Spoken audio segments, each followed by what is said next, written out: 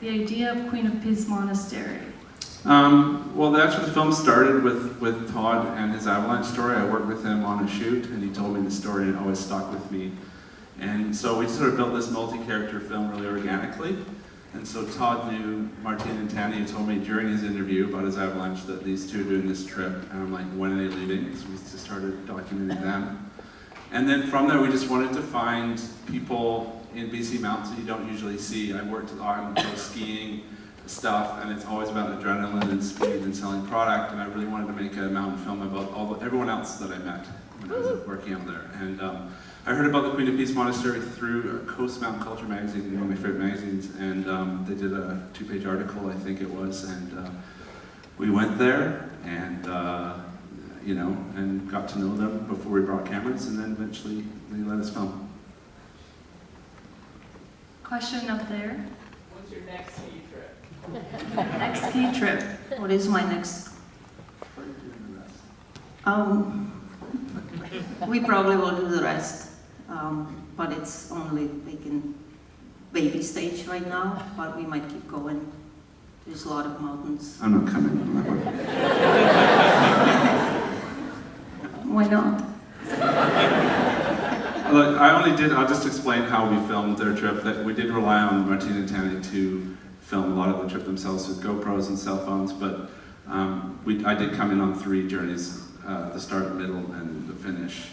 And actually, while I'm talking about this, I'd like to acknowledge the people that helped me travel through that terrain so I could concentrate on filming. Can you guys stand up that worked on this film, that assisted me on those trips? Everyone that worked on it? Ian, Vix.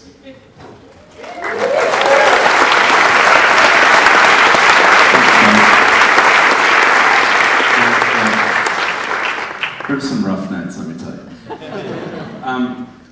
Yeah, so it's like, you gotta understand the stuff that happened on their trip, we couldn't document it all. I always ask you to tell the story, but it's so harrowing, and I'm upset you didn't film it, but do you want to explain the story that I'm talking about? The one I was not thinking about filming? Yes. The avalanche? Yes. You always make me talk about it. It was the worst day of my life, I think. It was probably the worst, actually, 5 minutes of my life. And that was when I watched Martina disappear in an avalanche. And I have a hard time talking about it.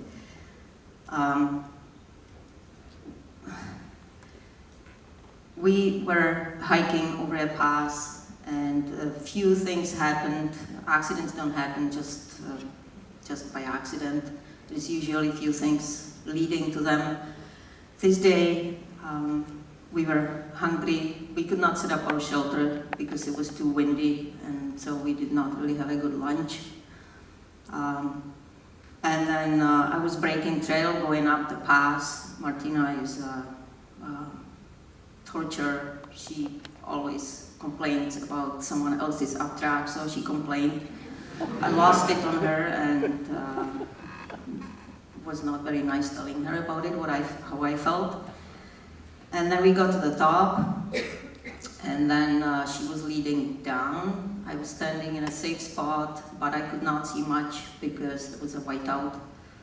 And all of a sudden, I heard the sound, and I watched the slope break in 1,000 pieces, and all above her. And so I yelled. It was really windy, and I could see a little black spot down below, and I thought it was her. So yeah, great, she's safe. And I realized it was a boulder. And that moment, all kind of things ran through my mind. And the worst thought was, me calling her names was the last words she heard. Maybe the last words she heard in her life. And I had to wait for the avalanche to stop so I could go and search for her. And I hope I don't ever have to live through anything like that. And then I finally could ski down. I could hardly see through my eyes, through my tears, but finally I could see her standing, and we reunited And I thought, after that, how stupid it is to have arguments or, things which are not really important in life. And I think that was a big lesson for me and for her as well. She didn't film it, so I it's not in there. took photos after. So Grant, what was most challenging for you to film in those conditions? Just dealing with the temperature, that really cold winter, trying to keep equipment working, so we would put the cameras in the sleeper bag and sleep with them and spoon them. And drones don't like those temperatures or altitudes, so that was really frustrating. But surprisingly, in the end, everything kind of worked out to what we hoped to get, and no one got hurt, even on your trip. What kind of injury did you have at the end? Tiny cut on my... There was a Band-Aid. Yeah, we used one Band-Aid. There you go. I carried 1.5 pounds of first aid gear. Used one Band-Aid. But I'm actually really proud of it because that doesn't come for free. That was not just pure luck, it was our diligence. So, happy about that. Question in the back. Sure. How was the sushi in Skagway? I wish.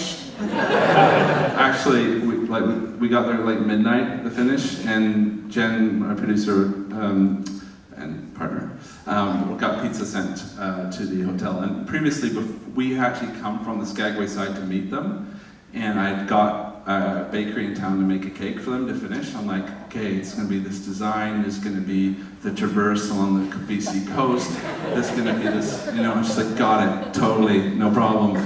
And then the cake was just like this hideous cake wreck of these gummy bears charging from the north like the White Walkers, coming down on them. It was just absolutely bizarre, but they just consumed the cake like just no problem. I don't even remember how it looked. It's the most delicious thing. Is there a question in the balcony?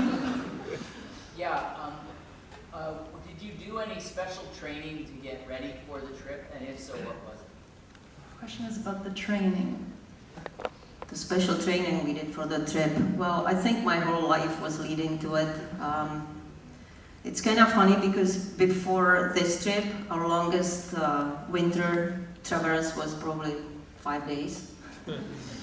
But we had a lot of experience in the mountains. Martina works for Avalanche Canada as an avalanche tech. I used to work as a forecaster for a ski hill. And we spent countless days in the mountains, so that would be the training. And then for physical training, just before, when we decided to do this, I did a lot of cross-country and just generally a lot of training. I paddled about 1,600 kilometers that summer, previous summer. And Martina... Just 1,600? Just 1,600. I had only 3 months. Okay. But I did it up in the tundra, so the weather was, it was a good preparation. And Martina, actually, it was, people think, oh, it was so hard for your mother, she's so cool. And we both laughed because it was so much harder for Martina than for me. She, as a kid, like she mentions in the film, she was this little asthmatic princess. She could not do sports. And then she decided she wanted to be strong. So she went for a run. And of course, she got short of breath. So she ran maybe 500 meters. And then the next day, she added 100. And then the next day she added more, and she ended up running, I think, about 20 kilometers for, multiple times. So she worked it up and trained really hard. Is there a question on this side, maybe? Okay, Yes, up here. okay, on the balcony up there. Okay, two things. What was your departure date and when you came back? And then the other, how was the challenging with the navigation throughout your way? Was there any point of time when you were questioning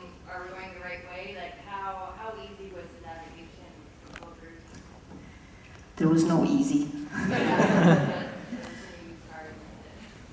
You know, whenever I see the film where I say, oh, and now no more planning, no more packing, no more logistics, all I have to do is walk. Oh boy, was I wrong. It never ended. We had to change our route all the time. Everything depends on the weather, everything. And there were days where we could not go through the mountains because the avalanche danger was too high. It was snowing too much. We had to go through the valleys, cross lakes, and it just never ended. So we had to be very, very flexible. And what were the dates? January? January 5th, we started in Squamish, and we finished on June 20th, Skagway. So what year? 2017. Sorry, it takes a while to edit a movie by yourself.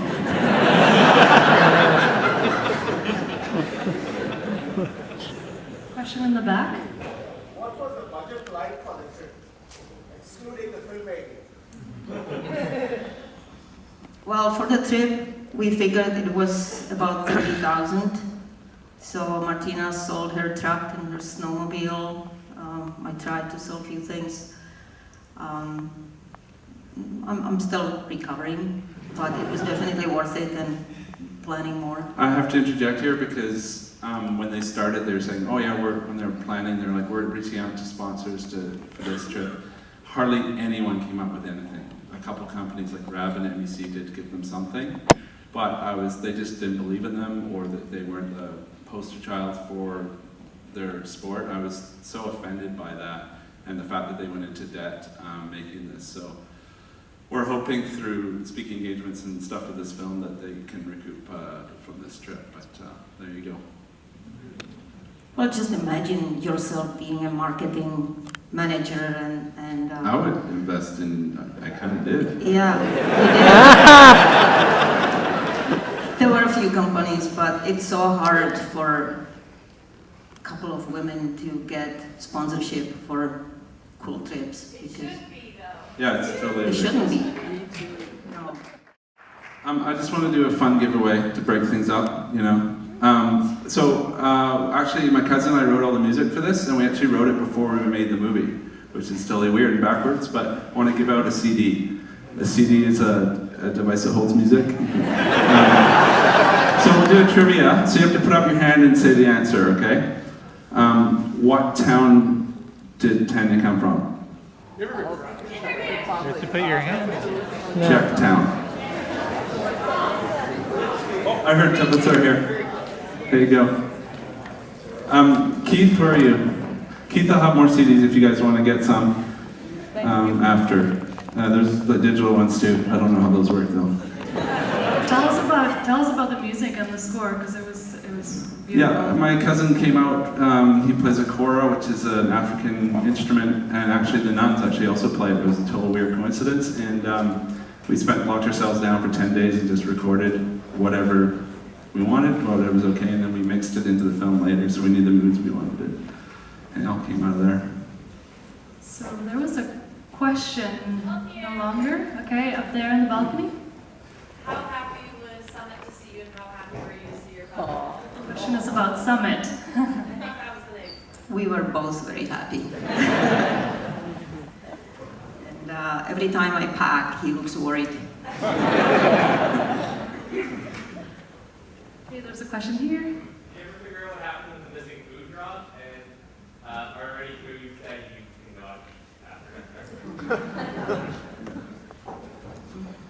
So the question was what happened to the missing food drop, and There's What any food can you not eat anymore? well, the missing food drop is either somewhere in the glacier, the Goddard Glacier, Martina renamed the Goddamn Glacier, or some Bulgarian got it, or like we never found out.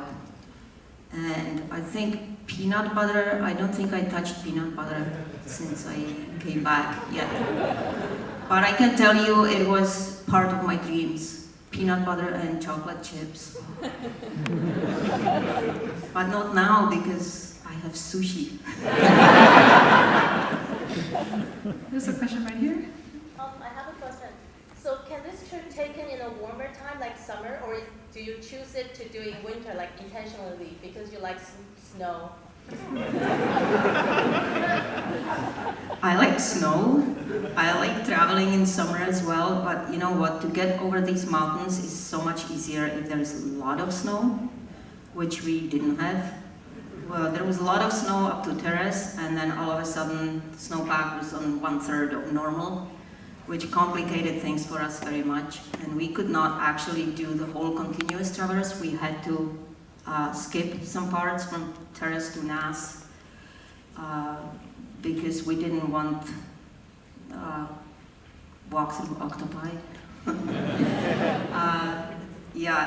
It was a ski traverse, so it's much easier to move over the mountains on skis. Thank you. Question here in the front. Was it difficult to come back to just your normal life after being focused on a project like that for so long? You bet. Yeah. I usually am kind of hot depressed when I come back from my trips, and I think it's because when I'm out there, I live in present, absolutely present, because you have to concentrate on what's happening now. What's the wind doing? Is there a bear around the corner? You know. So you live in present, but in this life, we live in linear time, which is a lot of schedules, deadlines, bills, all these things, right? Plus, the sound of civilization drives me crazy, because out there, your senses are sharpened. Your vision, just like Barry Blanchard describes, you're so awake, You become the wolf. You become the wolf. And now imagine bringing a wolf downtown.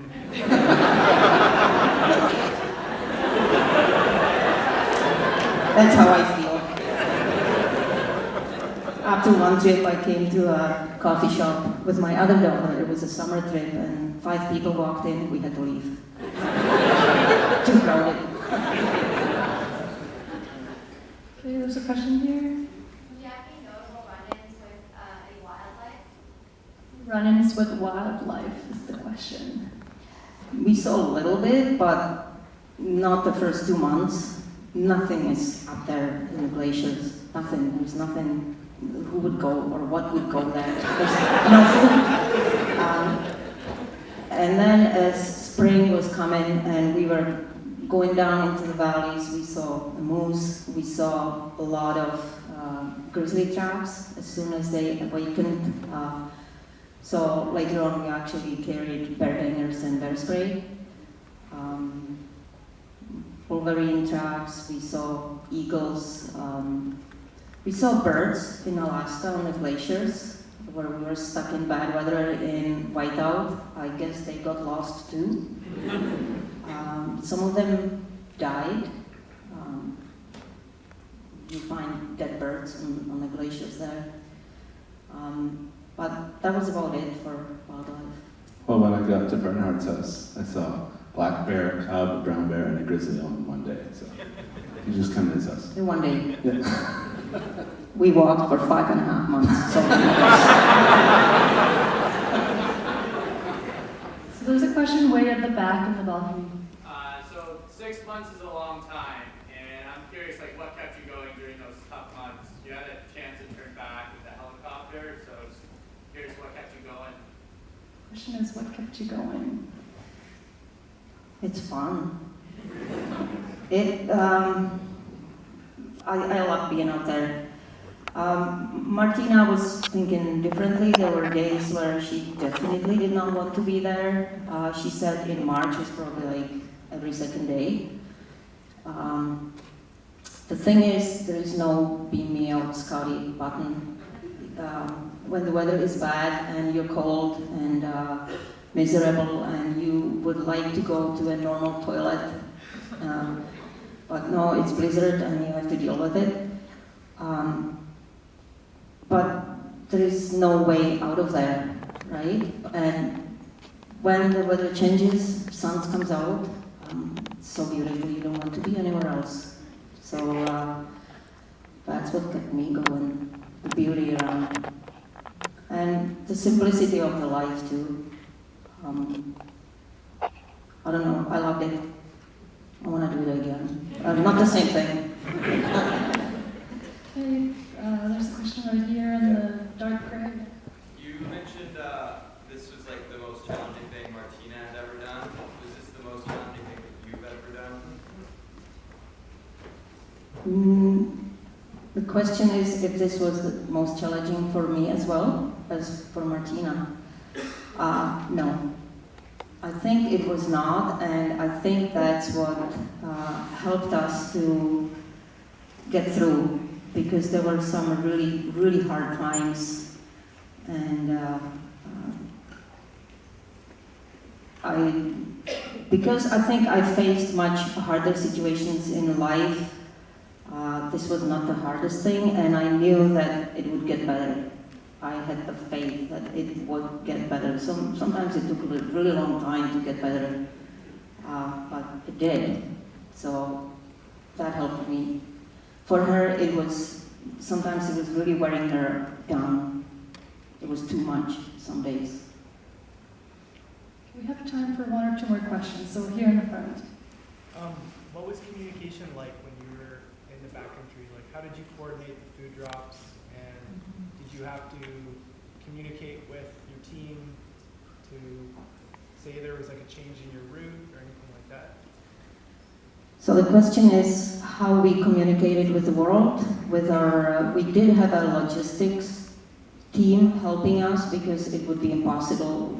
We had a plan, but we had to constantly change it. So we had a device called InReach, which is satellite communication. We could text, and we were also getting weather forecasts. We had probably about 10 people who took turns and were sending us weather forecasts. And then we communicated mostly with Todd Westlake, who was the pilot in the film, and then he would help with food drops and our plans. Without the InReach device, I don't think we could have made the film either, because we knew exactly where they were, where we needed to go, and how to coordinate to meet each other to travel. So the main camera was the C300 Mark II, and then for remote shooting we used the FS5 with 2 lenses to save weight. We carried an Inspire 2 and an X5S camera, shoot DNG raw drone footage, and then for really technical parts we had to use the smaller Mavic drone. What else? I would carry enough batteries to last the traverses we did with them, which were a lot shorter, like really short. So like 3 days, maybe 4 or 2, depending on which one. And then I would just be really conservative about, okay, when we get on the Monarch ice field, like, let's get the shot of them crossing that. So it was like, I had really thought about it beforehand, and we had to make sure that we did it right, because we could only afford to go into these places like one time. So it all worked out in the end. So. Yeah. So I mean, often people, average person who watches something like this goes, "Wow, those two are amazing." And I'm not saying you're not. That was incredible. And I think you are like an amazing person, and your daughter is incredible. But a lot of people forget there's also a whole camera crew there. So you're a whole crew. No, I didn't really rely on these guys that pointed out that helped me. Like, they were making sure that there's a tent, food and water being melted, and so I didn't have to, so I could film them what they were doing, so I wasn't distracted with trying to stay warm. And I actually learned a lot from Martina and Tania. They actually, on the last day, got me through a crux that I wasn't comfortable with. I'm not a mountaineer, and they actually helped carry my split board over the ridge. I didn't film that though, because I thought it would be a bit